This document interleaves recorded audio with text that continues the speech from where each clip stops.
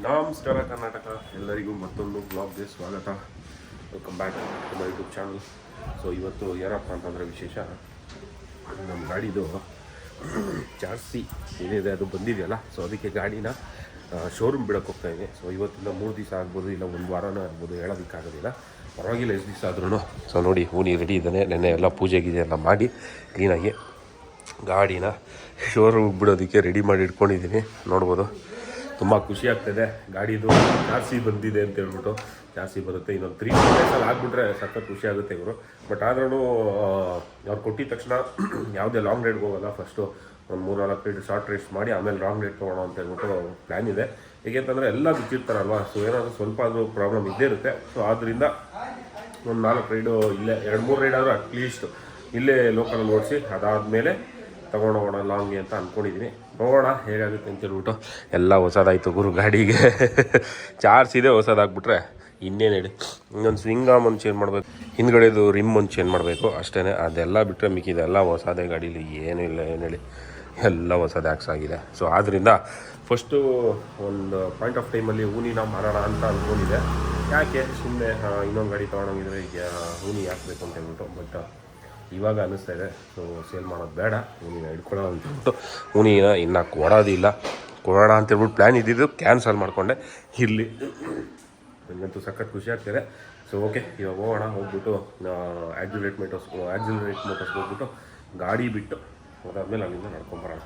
Let's go. ಖುಷಿ ಆಗ್ತಾಯಿದೆ, full ಎಕ್ಸೈಟ್ಮೆಂಟಲ್ಲಿದ್ದೀನಿ. Let's go honey, all the best. Honey ಜೊತೆ last of road. Bengaluru full ಖಾಲಿ ಇವತ್ತು, ಜನನೇ ಇಲ್ಲ ರೋಡಲ್ಲಿ. Oh my god. So showroom ಹತ್ರ ಬಂದಿದ್ದೀನಿ. ಹೂನಿ ಬಂದು 29,705 ಕಿಲೋಮೀಟ್ರ್ ಓಡಿದೆ. ನೋಡಿ ಆ್ಯಕ್ಸಿಲರೇಟ್ ಮೋಟರ್ಸ್. ಓಕೆ, ನೋಡೋಣ ಹೊರಗಡೆ ಕುಶಲೇಶ್ನವ್ರ ಮಾತಾಡ್ಸೋಣ.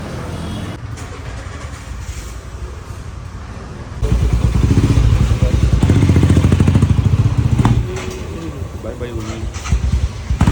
ಆಪ್ರೇಷನ್ಗೆ ಹೋಗ್ತಾ ಇದೆ ಹೂನಿ.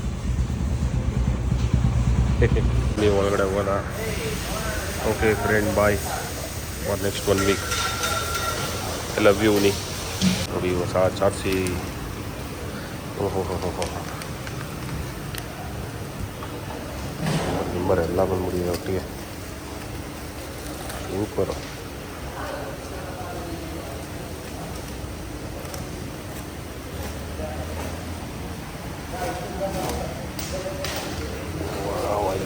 ಹೂನಿಗೆ ಹೊಸ ಚಾರ್ಜ್ ಬಂತಲ್ಲ ಗುರು, super.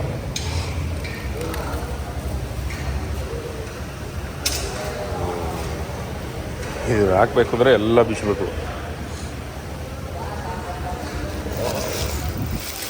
I love you. Super. ಈ ಚಾರ್ಸಿ ಏನಿದೆ, ಇದು 25,000 ರೂಪಾಯಿ. ಏನು ಹೇಳಿ, ಒಂದೇ ಒಂದು ಚಾರ್ಸಿ ಇಷ್ಟಕ್ಕೆ 25,000. ಓ ಮೈ ಗಾಡ್, ಸೂಪರ್. ನೋಡಿ ಇಷ್ಟು ದೊಡ್ಡ ಬಾಕ್ಸಲ್ಲಿ ಕಳ್ಸೋರೆ ಚಾರ್ಸಿನ. ಇದನ್ನು ತಿರ್ಗಾ ನೋಡಿ ಅಲ್ಲಿ P2 ಕ್ಲೀನ್ ಹಾಕಿದ್ದಾರೆ. ತಿರ್ಗಾ ಹಂಗೆ ವಾಪಸ್ ಕಳಿಸ್ಬೇಕೆಲ್ಲ. ಹಳೇ ಇದೆ ಅದು. ಇದನ್ನು ಹಾಕೋದಕ್ಕೆ ಎಲ್ಲ ಬಿಚ್ಚಬೇಕು. ಗಾಡೀಲಿ ಏನೇನಿದೆ A to Z full. Thank you Royal Enfield. ಹೊಸ ಗಾಡಿ ಬಂದಂಗಿದೆ. ಈ ಅನ್ಬಾಕ್ಸ್ ಮಾಡ್ತಾರಲ್ಲ ದೊಡ್ಡ ಗಾಡಿ ಒಳಗೆ, ಇಷ್ಟು ಚಿಕ್ಕ ಪಾಟ್ನ ಅಷ್ಟು ದೊಡ್ಡ ಬಾಕ್ಸಲ್ಲಿ ಹಾಕೋರು. ಸಖತ್ ಗುರು. ಎಲ್ಲ ಹಾಕೋದಕ್ಕೆ ಬರೀ 2 ದಿವಸ ಸಾಕು ಅಂತ ಹೇಳ್ತವ್ರೆ. 2 ದಿವಸ ಕಂಪ್ಲೀಟ್ ಮಾಡ್ಬಿಡ್ತಾರಂತೆ. ಇವತ್ತೇ ಫುಲ್ ಆಗೋಗುತ್ತೆ, ನಾಳೆ ಒಂದ್ಸಲಿ ಚೆಕ್ಕಿಂಗು ಅದು ಇದು ಅಂತ ಹೇಳ್ಬಿಟ್ಟು ಹೇಳಿದ್ರು. ಸಖತ್ ಹೂನಿ ಫುಲ್ ರೆಡಿ. ಈ ರೆಡಿಗೆ ಬಟ್ ಭಯ ಆಗುತ್ತೆ ಗುರು ಎತ್ಕೊಂಡು ಹೋಗೋದಕ್ಕೆ. ಯಾಕೆ ಬೇಕು, ಫಸ್ಟ್ ಇಲ್ಲಿ ಲೋಕಲಲ್ಲಿ ಓಡಿಸಿ ಆಮೇಲೆ ನೋಡೋಣ. ಸೂಪರ್. ಹೂನಿ ರೆಡಿ ಒಂದೇ ದಿವಸಕ್ಕೆ. ಸಖತ್ತು ಗಾಲಿ. ಓಕೆ, ಹೂನಿನ ಬಿಟ್ಟು ಇವಾಗ ನೋಡಿ ಕುಶಲೇಶ್ ಅವರೇನೆ. ಆಮೇಲೆ ನಾನು ನೆಕ್ಸ್ಟ್ ಟೈಮ್ ಮಾತಾಡಿಸ್ತೀನಿ ಗಾಡಿ ಈಸ್ಕೊಳಕ್ಕೆ ಬಂದಾಗ. ನೋಡಿ ಹೂನಿ ಅಲ್ಲಿದ್ದಾನೆ, ರೆಡಿ ಆಗ್ತದೆ. ಎಲ್ಲ ಬಿಚ್ತಾರೆ ಅನಿಸುತ್ತೆ, ಆಗ ಬಿಚ್ಚಾರೋ ಗೊತ್ತಿಲ್ಲ. ಕೆಳಗಡೆ ಚಾರ್ಜ್ ಇದೆ ಇಲ್ಲಿ. ಸೊ ಎಲ್ಲ ಇವಾಗ ಗಾಡಿ ಬಿಟ್ಟು ನಾಳೆ ಕೊಡ್ತೀನಿ ಅಂತ ಹೇಳಿದ್ದಾರೆ. ನಾಳೆಯಿಂದ ಗಾಡಿ 2 ದಿವಸದಲ್ಲಿ ನೋಡೋಣ ಏನಾಗುತ್ತೆ ಅಂತ ಹೇಳ್ಬಿಟ್ಟು. So once again thanks to accelerate motors. ನೋಡಿ, so thank you accelerate motors ಮತ್ತು ಕುಶಲೇಶ್ ಅವ್ರಿಗೆ. ಸೊ ಬರೀ ಲೆಟ್ಸ್ ಗೋ, ನಡ್ಕೊಂಡು ಹೋಗೋದು ಇವಾಗ ಮನೆಗೆ. ಜಾಲಿ ಜಾಲಿ ಜಾಲಿ ಜಾಲಿ ಜಾಲಿ ವಾಕ್. ಮತ್ತು ಹಿಮಾಲಯನ್ 450 ಬಗ್ಗೆ ಸ್ವಲ್ಪ ಡೀಟೇಲ್ಸ್ ಕೊಟ್ಟರು. ಹಿಮಾಲಯನ್ 450 ಸಖತ್ತಾಗಿದೆ ಅಂತೆ. ಆ್ಯಕ್ಚುಲಿ BTM ಲೆವೆಟಲ್ಲಿ 2 ಗಾಡಿ ಬಂದಿದೆ, ನನಗೂ ವಿಷಯ ಗೊತ್ತಾಯಿತು 2 ಗಾಡಿ ಬಂದಿದೆ ಅಂತ ಹೇಳ್ಬಿಟ್ಟು. ಸೊ ಇಂಜಿನ್ ಆಗಿರ್ಬೋದು, ಪವರ್ ಆಗಿರ್ಬೋದು ಎಲ್ಲ ಸಖತ್ತಾಗಿದೆ. ಹಿಮಾಲಯನ್ ಇಟ್ಕೊಂಡಿರೋರಿಗೆ ಒಂದು ಒಳ್ಳೆ ಅಪ್ಗ್ರೇಡು. ಅದಾದ್ಮೇಲೆ ಹಿಮಾಲಯನ್ ಅಂತಲ್ಲ 400 ಸೆಗ್ಮೆಂಟಲ್ಲೇ ಒಳ್ಳೆ ಅಪ್ಗ್ರೇಡ್ ಅಂತ ಹೇಳಿದ್ರು. ಪ್ರೈಸು ಅಷ್ಟೇ 4 ಲಕ್ಷದವರೆಗೂ ಇರುತ್ತೆ ಅಂತ ಹೇಳಿದ್ರು. ನಾನು ಅದನ್ನೇ ಎಕ್ಸ್ಪೆಕ್ಟ್ ಮಾಡಿದ್ದೆ. ಅಷ್ಟೆಲ್ಲ ಫೀಚರ್ಸ್ ಕೊಟ್ಬಿಟ್ಟು, ಏಕೆಂತಂದರೆ ಇವಾಗ ಇರೋ ಹಿಮಾಲಯನೇ 330 ಇದೆಯಂತೆ. ಸೊ ಇದು ಇಷ್ಟೊಂದೆಲ್ಲ ಫೀಚರ್ಸ್ ಕೊಟ್ಟು ಒಂದು 4 ಲಕ್ಷ ಇರದೇ ಇರುತ್ತಾ. ಸೊ ಅದನ್ನೊಂದು ಅಪ್ಗ್ರೇಡ್ ಕೊಟ್ಟರು. ಅವರು ಕೂಡ ಓಡಿಸಿದ್ರಂತೆ. ಬಟ್ ಅವ್ರು ಯಾರಿಗೂ ಎಲ್ಲ ಮೊಬೈಲೆಲ್ಲ ತೊಗೊಂಡು ಓಡಿಸಾಕ್ಬಿಟ್ರಂತೆ. ಸೊ ಸಖತ್ತಾಗಿದೆ ಗಾಡಿ, ಒಳ್ಳೆ ಪವರು, ಒಳ್ಳೆ ಅಪ್ಗ್ರೇಡು ಅಂತ ಹೇಳಿದ್ರು. ಬಟ್ ಎಕ್ಸಾಸ್ಟ್ ಆಗಿರ್ಬೋದು, ಅದಾದಮೇಲೆ ರ್ಯಾಲಿ ಎಡಿಷನ್ ಏನಿದೆ ಸೊ ಅದೆಲ್ಲ ಲೇಟಾಗಿ ಬರುತ್ತೆ. ಮತ್ತು ಟ್ಯೂಬ್ಲೆಸ್ ರಿಮ್ಸ್ ಏನಿದೆ ಅದು ಸ್ವಲ್ಪ ಲೇಟಾಗಿ ಬರುತ್ತೆ ಅಂತ ಅದು ಗೊತ್ತಿದೆ ವಿಷಯ. ಅವ್ರು ಹೇಳಿದ ಪ್ರಕಾರ ಏನಂತಂದರೆ ಗಾಡೀಲಿ ಏನೇ ಪ್ರಾಬ್ಲಮ್ ಆದ್ರೂ ತಕ್ಕಂಥ ಡೈರೆಕ್ಟಾಗಿ ಏನಿದೆ ಸರ್ವಿಸ್ ಸೆಂಟ್ರ್ ಆಗಿರ್ಬೋದು, ಮತ್ತು ಎಲ್ಲೇ ಒಂದು ಇವ್ರದ್ದೇನು ಸಪೋರ್ಟ್ ಇರುತ್ತೆ ಅಲ್ಲಿಗೆ ಹೋಗುತ್ತಂತೆ. ಹೆಂಗೆ ಅಂತ ಹೇಳಿದ್ರೆ ಅದಕ್ಕೆ ಸಿಮ್ ಏನು ಹಾಕ್ಬೋದಂತೆ. ಏರ್ಟೆಲ್ ಆಗಿರ್ಬೋದು, ಯಾವ್ಯಾವ ಸಿಮ್ ಹಾಕ್ಬೋದು ಅಂತ ಗೊತ್ತಿಲ್ಲ ಯಾವ ನೆಟ್ವರ್ಕ್ದು, ಬಟ್ ಸಿಮ್ ಇನ್ಸರ್ಟ್ ಮಾಡ್ಬೋದಂತೆ. ಸೊ ಅದರಿಂದ ವರ್ಕ್ ಆಗುತ್ತಂತೆ. ಸೊ ಇದು ಸರ್ವಿಸ್ ಸೆಂಟ್ರ್ ಮ್ಯಾನೇಜರ್ ಹೇಳಿದ್ದು ವೆಂಕಟೇಶ್ವರು. ಏನೋ ಗೊತ್ತಿಲ್ಲ, ಗಾಡಿ ಬಂದಮೇಲೆ ಎಲ್ಲ ಗೊತ್ತಾಗುತ್ತೆ ಫೀಚರ್ಸು. ಬಟ್ ಗಾಡಿ ಅಂತೂ ಸೂಪರ್ ಆಗಿದೆ. ಬಟ್ ಏನು ಒಂದೇ ಒಂದು ಡ್ರಾಬ್ಯಾಕ್ ಅಂದರೆ ರಾಯಲ್ ಎನ್ಫೀಲ್ಡ್ ಹಿಸ್ಟ್ರಿಲೇ ಮೊದಲನೇ ಲಿಕ್ವಿಡ್ ಕೂಲ್ಡ್ ಇಂಜಿನು, ಅದೊಂದೇ ಡ್ರಾಬ್ಯಾಕು. ಸೊ ಅದನ್ನು ಯೋಚನೆ ಮಾಡಿ ತೊಗೋಬೇಕಾಗುತ್ತೆ. ಇಲ್ಲ ವೆಯ್ಟ್ ಮಾಡಿ ಒಂದು 2-3 ಮಂತ್ಸ್ ಆದಮೇಲೆ ತೊಗೊಳ್ಳೋದು ಉತ್ತಮ ಅಂತ ನನಗನ್ಸುತ್ತೆ. ನಾನು ಅದೇ ಪ್ಲ್ಯಾನಲ್ಲಿ ಇರೋದು. ಒಂದು ಜಮಾನದಲ್ಲಿ ನಾವು ಹೊಸಕರಡಿಗೆ ಶಿಫ್ಟ್ ಆದಾಗ ಈ ರೋಡೆಲ್ಲ ಜಾಸ್ತಿ ಜನ ಓಡಾಡ್ತಾನೆ ಇರಲಿಲ್ಲ. ಆ್ಯಕ್ಚುಲಿ ಹೇಳಬೇಕು ಅಂತಂದರೆ ಇಲ್ಲೇನು ಅಂಗಡಿಗಳಾಗಿರ್ಬೋದು ಏನಿರ್ಬೋದು ಏನೂ ಇರಲಿಲ್ಲ, ಒಂದು ಖಾಲಿ ಇತ್ತು ನೋಡಿ. ಈ ಥರ ಕಾಡು ಥರ ಇತ್ತು. ಇವಾಗ ಫುಲ್ಲು ಶೀಟ್ಗಳು ಹಾಕ್ಕೊಂಡು ಅದು ಇದು ಹೆಲ್ಪ್ ಮಾಡಿಕೊಂಡು ಎಲ್ಲ ಮನೆಗಳು ಅದು ಇದು ಮಾಡ್ಕೊಂಡವ್ರೆ. ಬಟ್ ಭಯ ಆಗೋದು ಇಲ್ಲಿ ಓಡಾಡೋದಕ್ಕೆ. ರಾತ್ರಿ ಟೈಮಲ್ಲೆಲ್ಲ ರಾತ್ರಿ ಓಡೋರು ಏನು ಕಥೆನಪ್ಪ ಅಂತ. ಅಲ್ಲೂ ಅಷ್ಟೇ, ಇದು ಎಲ್ಲಿಂದ ಅಂದರೆ ಹೊಸಕೆರಳಿಯಿಂದ ನಗರಕ್ಕೆ ಕನೆಕ್ಟ್ ಆಗುತ್ತೆ ಆ ರೋಡ್ ಇದು. ಎಲ್ಲ ಇದೆ ಪ್ರಮೌಂಟ್.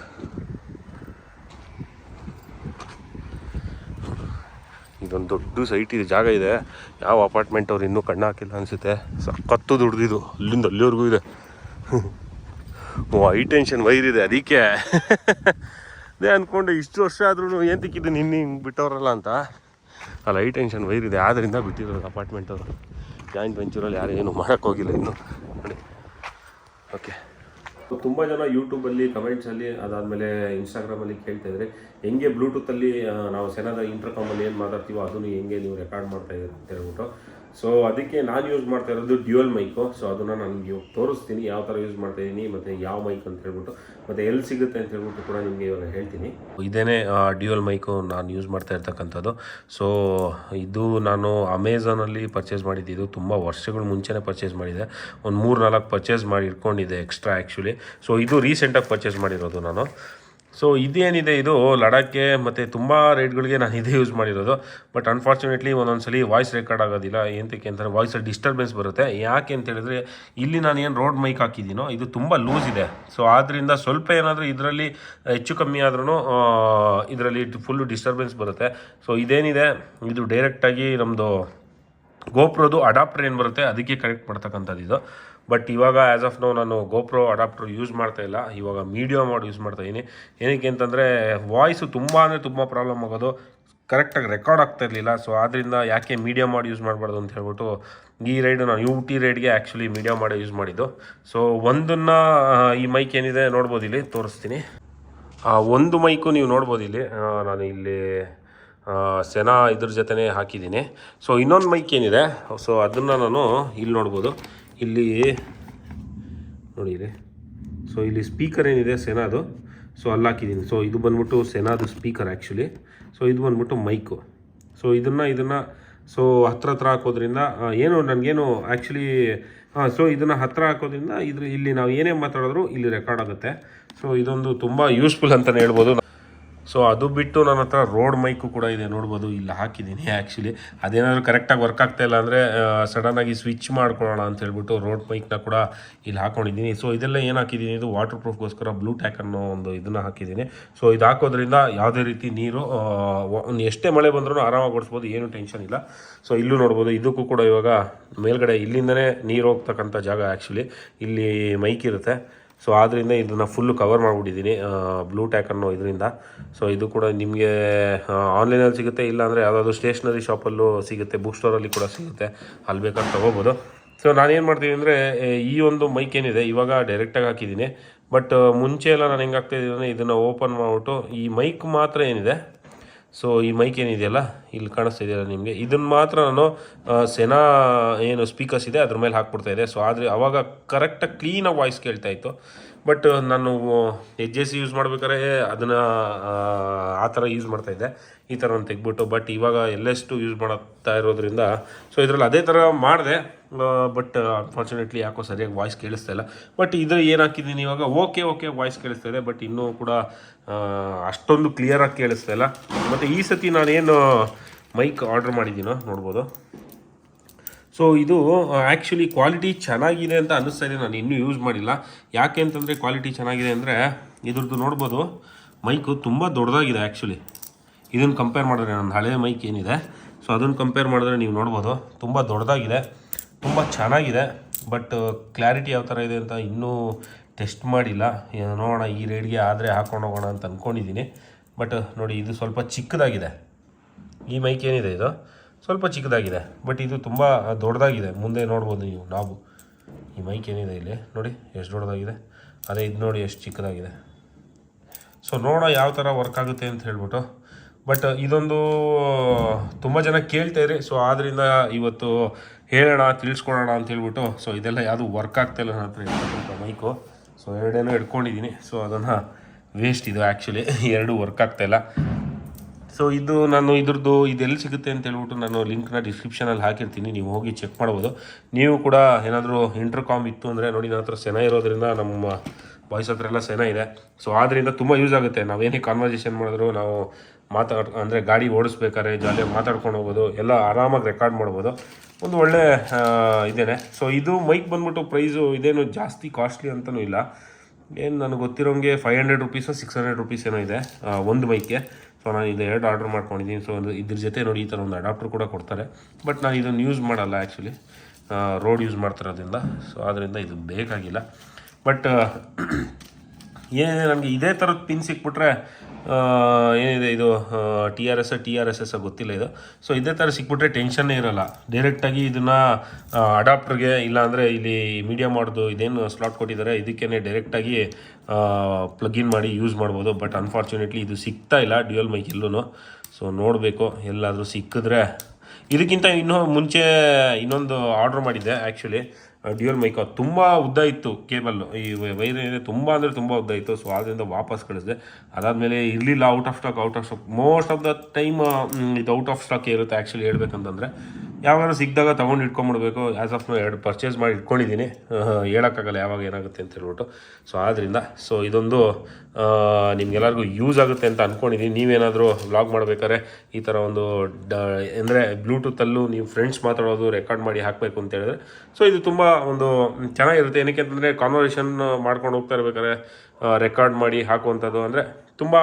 ಏಕೆಂದರೆ ನಾನು ಗಿರಿ ಮತ್ತು ನನ್ನ ಜೊತೆ ಯಾರ್ಯಾರು ಸೆನಾ ಇದೆಯೋ ಮಾತಾಡ್ಕೊಂಡು ಹೋಗ್ಬೇಕಾದ್ರೆ ಕಾಮಿಡಿ ಎಲ್ಲ ಮಾತಾಡ್ಕೊಂಡು ಹೋಗ್ತಾ ಇರ್ತೀವಿ. ಸೊ ನಿಮಗೂ ಕೂಡ ಇಷ್ಟ ಆಗಿದೆ ಅದು. ಸೊ ಆದ್ದರಿಂದ ಇದನ್ನು ಯೂಸ್ ಮಾಡ್ತಾಯಿದ್ದೀನಿ.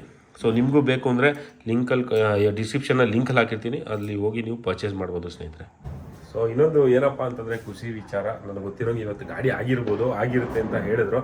ಒಂದೇ ದಿವಸದಲ್ಲಿ ಮಾಡಿಕೊಡ್ತೀನಿ ಅಂತ ಹೇಳಿದ್ರು. ಏನಕ್ಕೆ ಅಂತಂದರೆ ಗಾಡಿಗಳು ಕಮ್ಮಿ ಇರೋ ಕಾರಣದಿಂದ. ಸೊ ಈಗ ದೀಪಾವಳಿ ಅಲ್ವಾ, ಸೊ ಯಾರೆಲ್ಲ ಗಾಡಿ ಪೂಜೆ ಮಾಡಿ ಮನೇಲಿ ನಿಲ್ಲಿಸಿರ್ತಾರೆ, ಸೊ ಸರ್ವಿಸ್ ಯಾರು ಬಿಡೋ ಕಮ್ಮಿ ಇರುತ್ತೆ.